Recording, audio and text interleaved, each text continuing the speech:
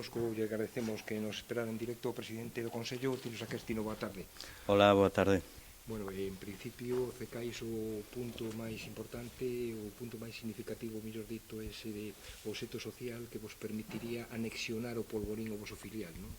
Sí, evidentemente ese punto é necesario porque de cara ao ano que ven nos temos a obligatoriedade de que o Polvorín podámoslo constituir en SAD e despois podelo anexionar ao Club Deportivo Lugo, porque eso nos facilitaría moito pois o que xogadores do filial podan subir hacia arriba, como do xuvenil podan subir ao filial no seu caso, non? Que ahora mismo, bueno, pues temos o paso de filial a primeiro equipo, pero hacia atrás non o temos. Bueno, isto tamén vos permitiría participar en outras sociedades anónimas deportivas, de estudiar ou non? Evidentemente que ese punto nos dá a posibilidade de susceptible de que o Club Deportivo Lugo poda participar en outras sociedades anónimas deportivas. Por iso que deu ampliado tanto...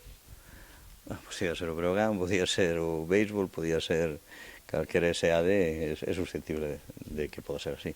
Bueno, primeiro mes de Liga, o filial, ainda que se chame Polvorín líder, o equipo invicto en promoción de ascenso. Bueno, non sei que balance fai o presidente. Bueno, pois o que vexo é que o filial, bueno, pois está a un gran nivel. Eu presenciei dos partidos que se celebraron aquí no Estadio do Ceao, e a verdade é que bueno, que derrochan energía, ganas, bueno, están a facer moi ben, hai un gran traballo tamén por parte do corpo técnico. Estamos moi contentos porque, bueno, estamos líderes e, bueno, eso dá alas, non? E o equipo quinto, o primeiro equipo. Sí, tamén, a verdade é que despois dese triple empate partido a partido, bueno, pois esa victoria entendo eu que nos vai dar unha inyección de moral e sobre todo a plantilla para que acometan o partido de Elche con ganas e poder seguir pois aí neses postos que dá lugar á promoción, non?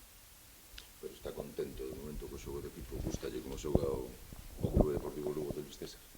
Sí, eu estou moi contento de como está a xogar, como está a descurrir todo.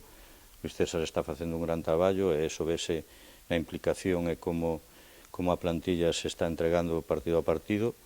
Hubo en algúns que non tuvemos a sorte necesaria para poder gañar, e quizás este último, sin xugar tamén, pois fixemos os 3 puntos, non? Pero, bueno, isto é fútbol. Queda moito, non? Queda hasta a xornada 42, mira que non queda nada, podía acabar xa.